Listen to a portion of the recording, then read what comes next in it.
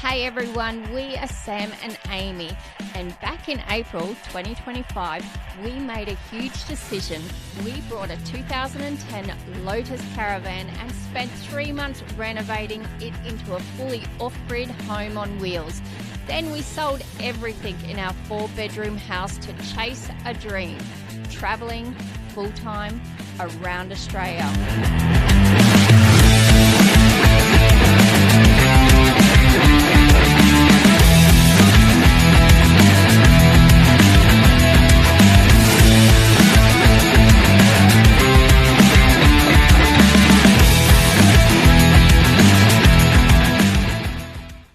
On our way to Eden, after leaving Bega, everything came to a sudden stop. Our motor blew up in our car while towing the caravan. Just like that, we were stranded. NRMA had to tow both our car and caravan, and what we thought would be a quick fix turned into something completely unexpected. We originally booked 4 nights at the Discovery Parks Eden, thinking it would only be a short stay while everything got sorted. But because of the rebuild on Tilly, we ended up stuck here for over a month. And honestly, it turned out to be one of the best things that could have happened. So come with us, let us show you what we got up and discovered here in Eden.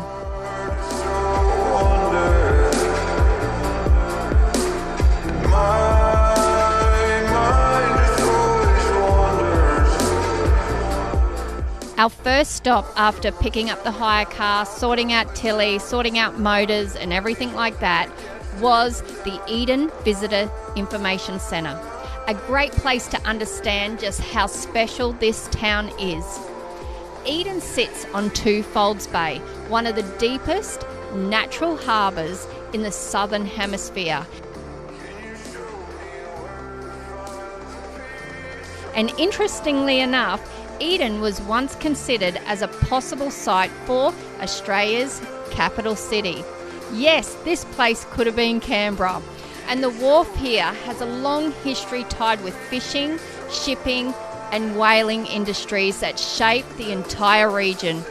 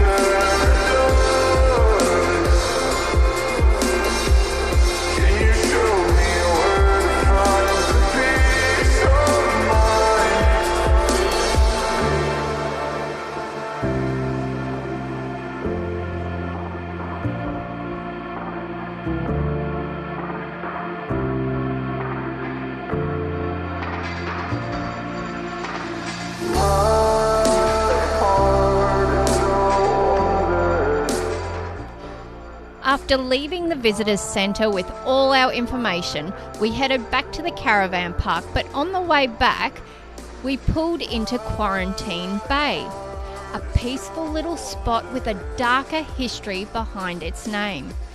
In the mid-1800s, when ships first started regularly coming into Twofolds Bay, this area was used as a quarantine acreage. Vessels coming into Eden included early colonial ships carrying passengers, supplies and even whalers would often be held here if there were concerns about illness on board. Crew and passengers were sometimes kept isolated on board or monitored before being allowed to come ashore, helping prevent the spread of disease in the small settlement. Today, it's completely different. Calm water, fishing spots, views that make you forget the past. And of course, Sam couldn't resist getting the line wet.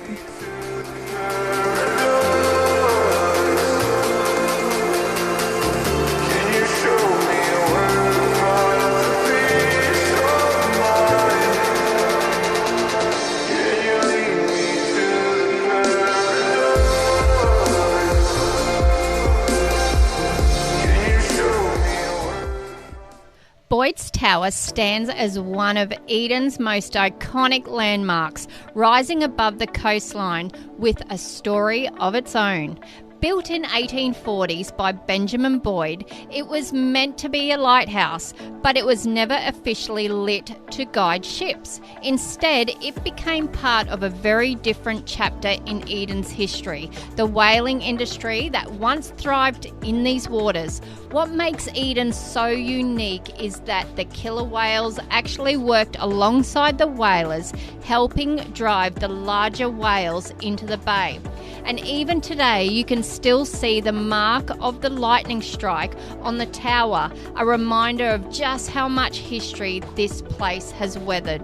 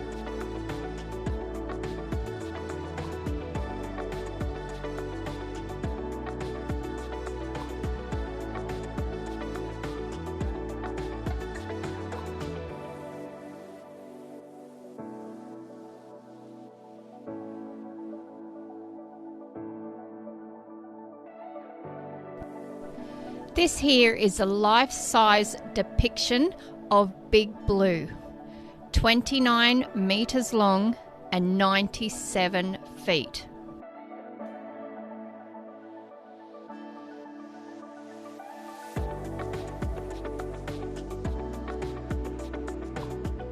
To really understand Eden's whaling history, we headed to Eden's Killer Whale Museum. This place tells the full story of the unique relationship between humans and killer whales here in Twofolds Bay. Entry is really affordable too. It's around $12 for adults with family passes available. And honestly, it's well worth it to understand the full story of Eden. So now I'm going to tell you about a story that hits me, so hence a croaky voice. One of the most powerful stories from Eden's whaling history is about a whale known as Big Blue. She was the largest whale ever to record taken here, but what makes her story unforgettable is what happened in her final moments. Big Blue didn't come into the bay alone. She came in with her baby calf.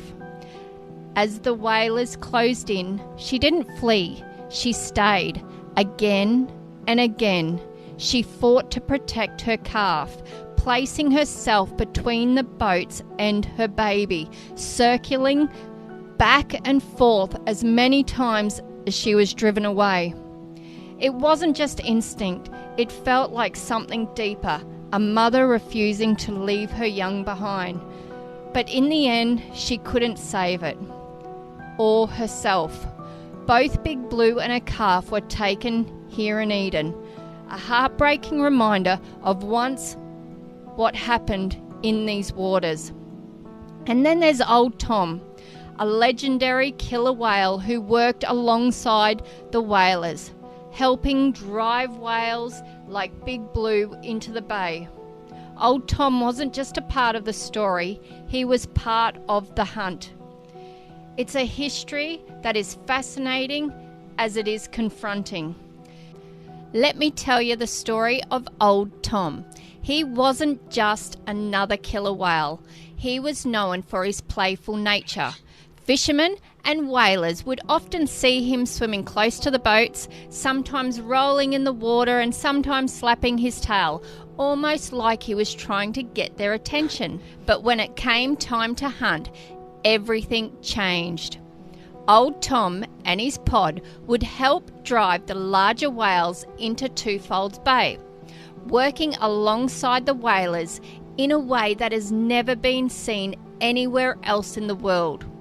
And after the hunt, he would return for his reward, taking hold of the tow ropes or helping himself to the whale's lips, almost like it was part of his unspoken agreement. For years, this strange partnership continued until one day in 1930, Old Tom was found floating in the bay. The same waters where he played, hunted, and became part of the local legend. The whalers who had worked beside him brought him ashore, not as a catch, but as something worth honouring. They carefully preserved his skeleton, knowing his story was too important to be lost. And today, Old Tom lives here in the Eden Killer Whale Museum.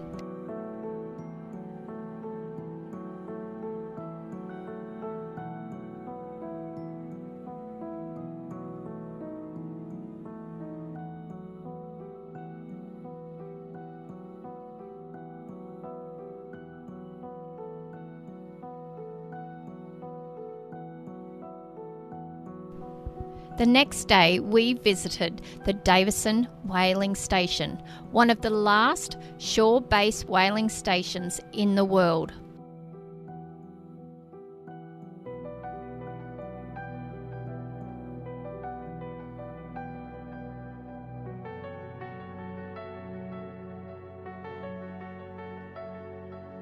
Seahorse Inn. Oh.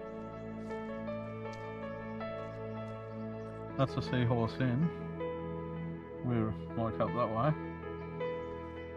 Yeah, let's go and check it out.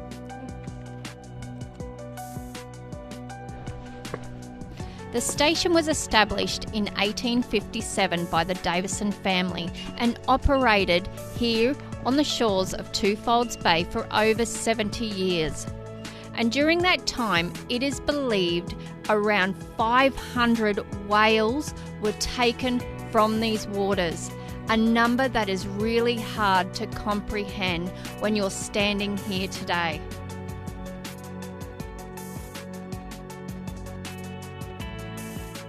Davidson family home.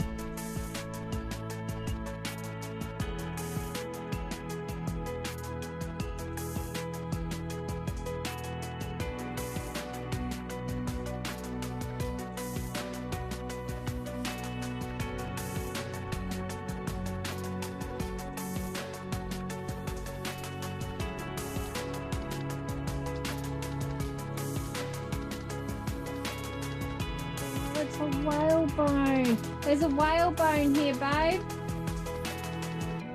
Oh, so sad.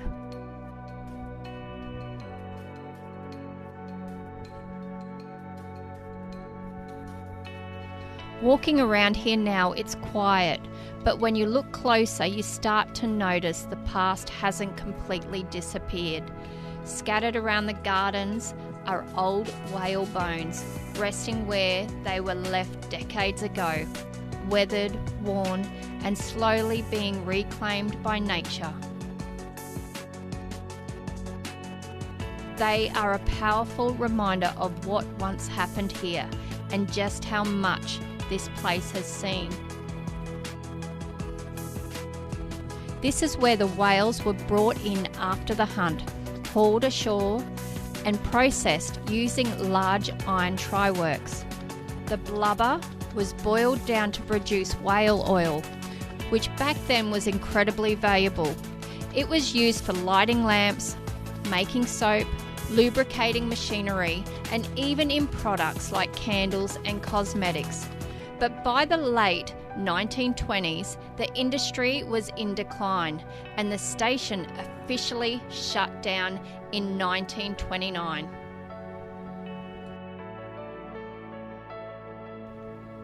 Standing here, it's really hard not to imagine what these waters once looked like, and I couldn't help but think about Big Blue. Out there in the bay, she fought with everything she had to protect her calf, but here is where it would have ended, brought ashore to this very place. where the noise of the ocean was replaced by something much quieter and much heavier. It is confronting to picture such a powerful, beautiful animal reduced to something else entirely. And when you see the old bones scattered around the gardens, it stops you for a moment, because this isn't just history, it actually happened right here.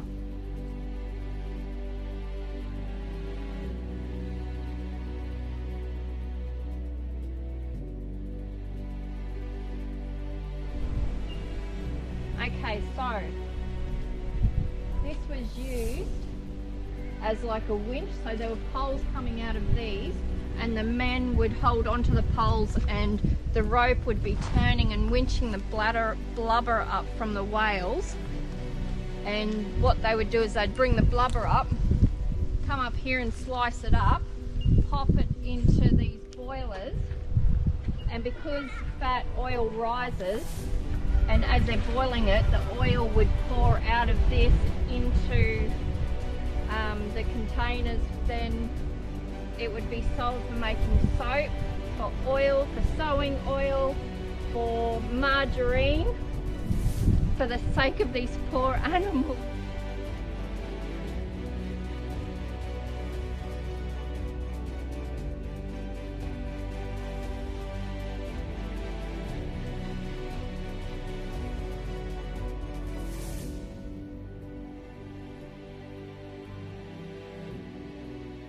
To finish the day, we stopped in at the Seahorse Inn. Now this place was built in 1840s by Benjamin Boyd. Yep, the same fellow that built the tower. It was part of his ambitious plan to create a port town known as Boyds Tower. This place once stood at the centre of early settlement and the whaling industry in this area, where whalers, sailors and workers would pass through here, sharing stories, striking deals and taking a break from the harsh life out on the water. Back then, this coastline was alive with activity, ships in the bay, smoke from the try works and the constant rhythm of whaling trade. Today, it's very different. Sitting here overlooking Twofolds Bay, it's peaceful. But knowing the history, it becomes a perfect place to pause, take it all in and reflect on everything we just seen.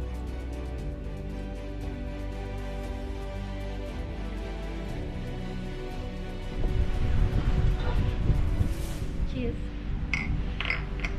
Cheers.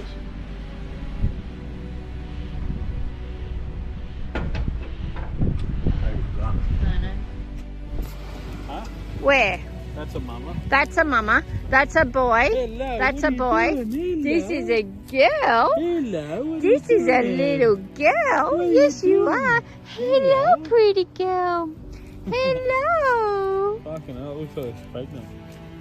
I think she is. I think she's pregnant. She's got a baby. Hello. Oh my God, you're a Jersey cow. Hello. Come on. Come on, pretty girl. Hello, beautiful. What are you doing? Hello. There's a pretty girl. Oh, guts rub. Guts rub for you. Stressing his guts on the way down. Guts She's rub. definitely pregnant. Look at her teeth. Oh, Look. guts rub for you.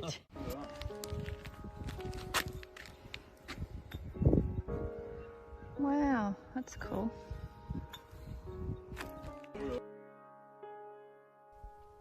We also explored the old fish cannery, just ruins now, but once a major part of Eden's fishing industry. Walking through it felt like stepping back in time.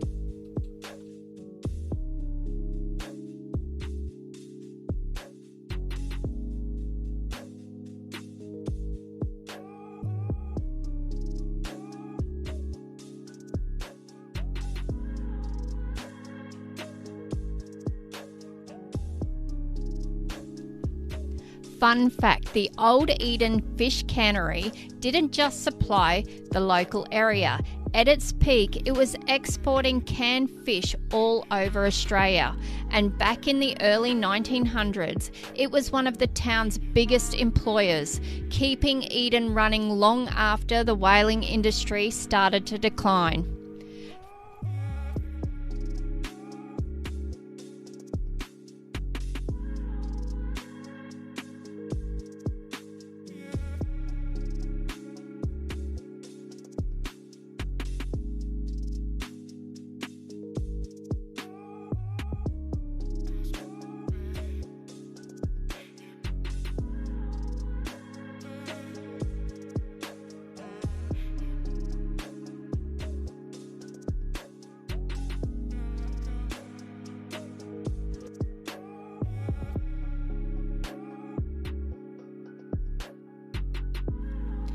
Then came Sam's birthday.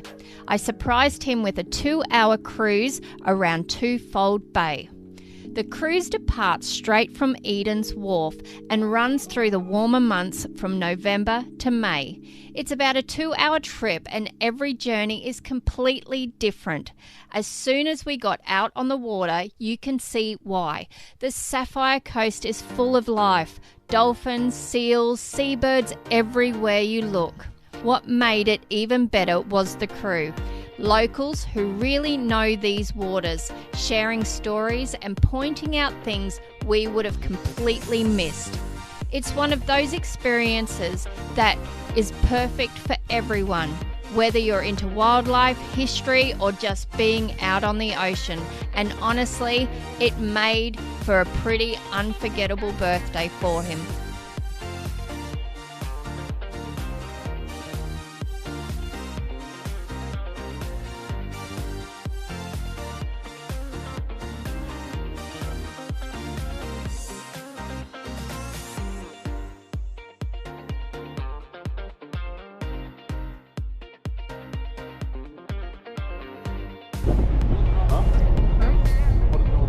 Alright, ladies and gents, one of my favourite jobs as a ship captain is embarrassing people, and if I'm not mistaken, down the front on the left-hand side, the guy with the big beard, happy birthday, all you crews and all the other customers on board today.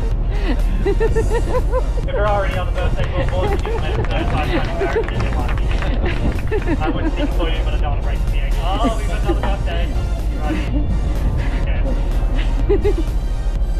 Happy birthday, baby.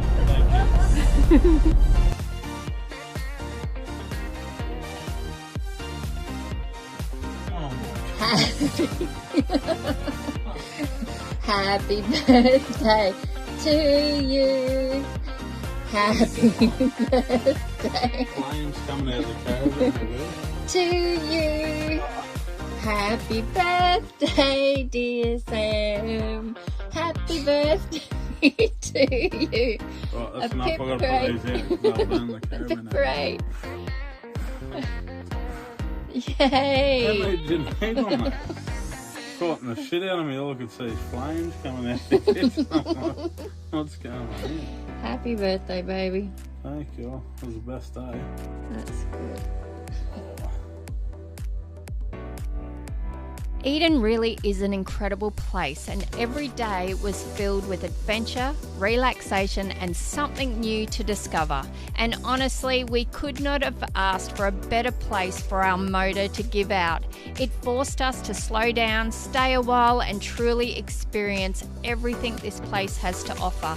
There is so much to see and do here.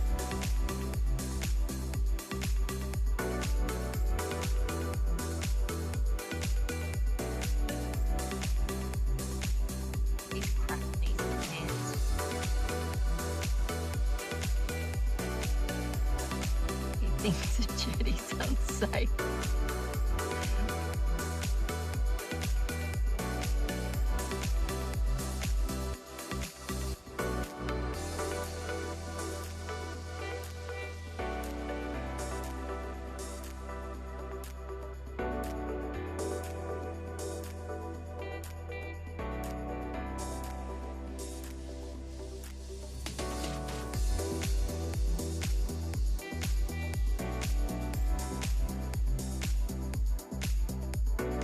Just about to sit down for our Christmas lunch of prawns and Thousand Island dressing and beer.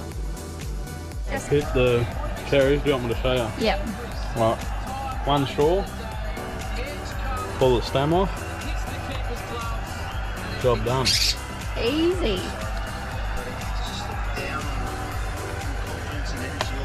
Jesus.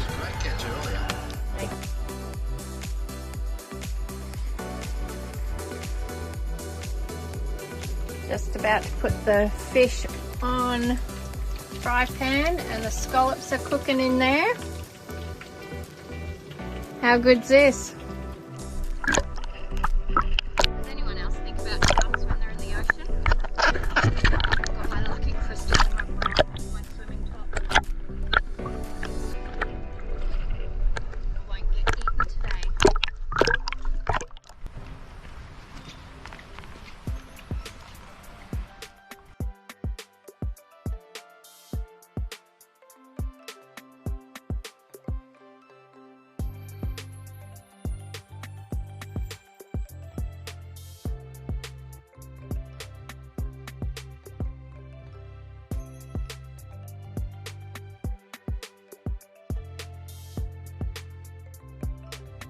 Our time in Eden was nothing short of incredible. A huge shout out to the Discovery Parks Eden, especially Maya, who helped us more than we can explain, even bringing us a gift when everything was going wrong for us. Eden is one of those places you could easily call home. But eventually, we got Tilly back and it was time to hit the road again. Next stop, Carn River.